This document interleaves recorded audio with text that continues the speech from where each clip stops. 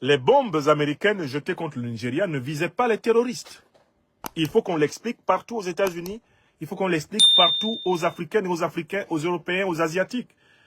Ces bombes ont pour but d'intimider non pas simplement les populations nigérianes, mais le gouvernement nigérien, tous les gouvernements ouest-africains, et elles ont surtout pour but d'intimider les gouvernements panafricanistes révolutionnaires de l'Alliance des États du Sahel.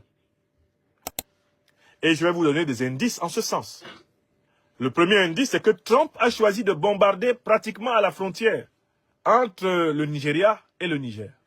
Et l'une des justifications qu'il a données à ce bombardement, c'est que les soi-disant terroristes qu'il aurait bombardés venaient du Sahel, c'est-à-dire du Niger, du Burkina Faso et du Mali. Cette explication ayant pour but de nous faire comprendre qu'à tout moment, M. Trump pourrait se permettre de bombarder en territoire nigérien, en territoire malien ou en territoire burkinabé, sous prétexte de pourchasser des terroristes d'Al-Qaïda et de l'État islamique, qui sont pourtant deux organisations terroristes créées par les services américains dans les années 80 et dans les années 2000. Donc Trump veut bombarder tout pays africain dans lequel se trouveraient des terroristes d'Al-Qaïda et de l'État islamique, alors même qu'il sait que Al-Qaïda a été créé par les services américains et que l'État islamique également l'a été.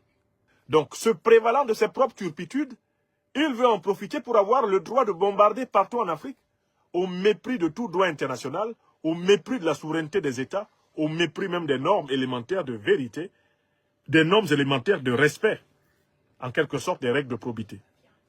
Mais il y a un autre indice qui est tombé dans nos mains cette semaine et dont je voudrais vous parler.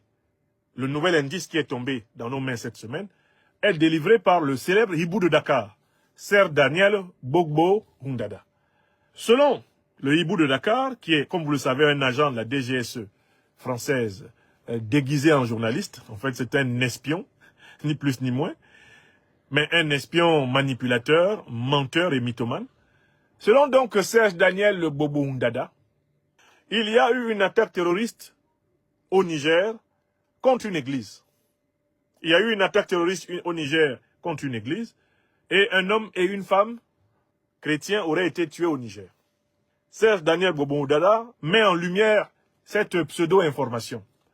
Dans ce Niger où on sait très bien que les terroristes assassinent aveuglément des populations de toute obédience. Le Niger qui a connu la tragédie de Fambita, où en pleine mosquée, des dizaines de personnes ont trouvé la mort sous les coups des infâmes terroristes. Ce Niger-là, Serge Daniel essaye de le présenter comme une terre où les chrétiens en particulier sont menacés. Est-ce que vous avez compris?